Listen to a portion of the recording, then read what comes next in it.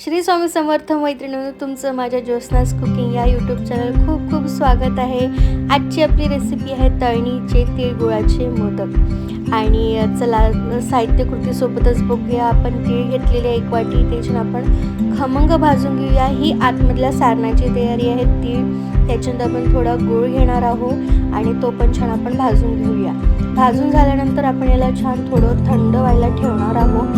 आणि बघा अशा पद्धतीने आपलं तीळ भाजून झाले, गूळ आहे। गूळ झाला की आपण करणार आहोत पारीची तयारी। छान मस्त कणिक आणि थोडा आपण मैदा घेतलेला होता, त्या पद्धतीने पारी केलेली होती। आपलं सारण आपण थंड व्हायला ठेवूया आणि तोपर्यंत आपण घेतलेले 1 वाटी कणिक, त्याच्यामध्ये आपण थोडा मैदा घातलेला आहे बघा अशा पद्धतीने। आणि तो छान आपण मैदा चाळून घेऊया आणि सोबतच आपण याला छान मस्त असं त्याच्यामध्ये थोडं मीठ घालूया आणि थोडं तेल। आणि त्याच्यानंतर आपण याची छान मस्त अशी थोडी घट्टसर अशी कणिक भिजवून घेणार आहोत। मोदकाचं म्हणजे काल मंगळवार होता आणि मंगळवारी चतुर्थी आली, सो काल होती मस्त आपली अंगारकी चतुर्थी, अंगारकी संकष्टी चतुर्थी। त्याच्या निमित्ताने आपण हे छान असे मोदक केलेले होते बघा अशा पद्धतीने।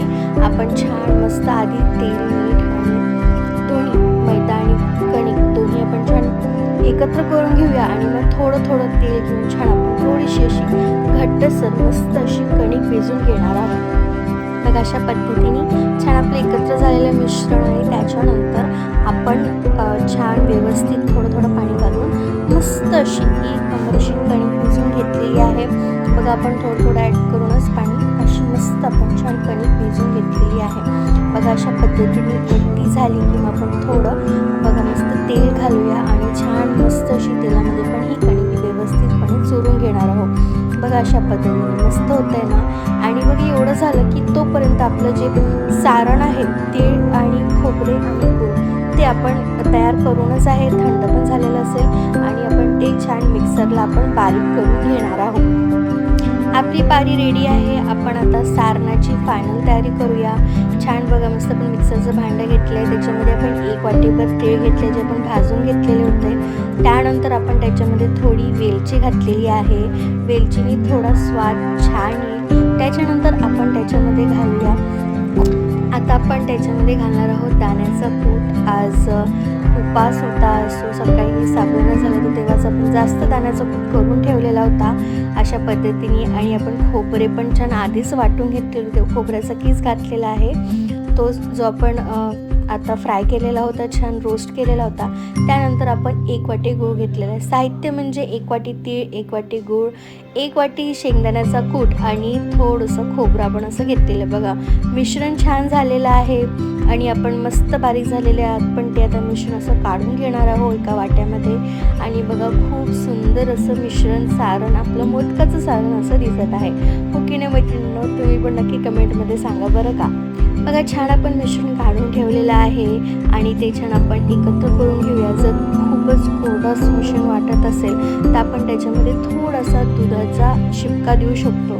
आणि त्याच्यानंतर बघा मस्त आपलं हे मिश्रण आपण दुधाचा शिपका दिल्यावर एकजीव करून घेऊया। आणि बघा आपलं मस्त जे सारण आहे मोदकाचं ते रेडी आहे। तीळ, खोबरं, गूळ आणि शेंगदाण्याचा कूट। आता संक्रांत पण येत आहे, सो तिळगुळ तर होणारच आहे। सो हीच आपली तयारी, प्रिपरेशन चला। आणि बघा अशा पद्धतीने मस्त आपलं मिश्रण झालेलं आहे, थोडंसं आपण दुधाचा शिपका पण दिलेला आहे। त्याच्यानंतर आता आपण घेऊया मोदक वळायला।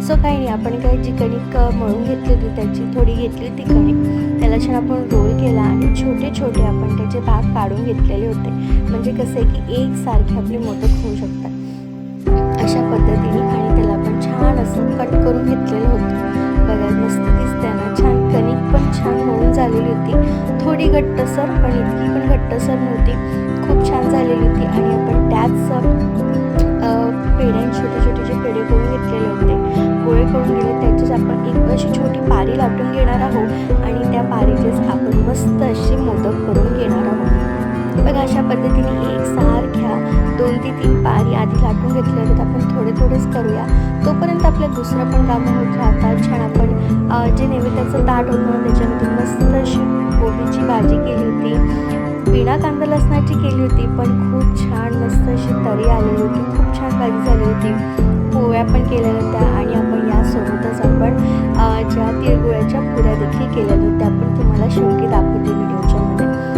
आपल्या पारी झालेली आहे. आता आपण छान मोदक बनवायला सुरुवात करूया. बघा तुम्हाला सारण पण दिसत असेल आणि बघा अशा पद्धतीने आपण छान पारीमध्ये ते सारण भरलेलं आहे थोडं थोडं आणि आपण असे छोटे छोटे मोदक करून घेणार आहोत. बघा अशा पद्धतीने मस्त झालेले होते मोदक तुम्हाला सांगते.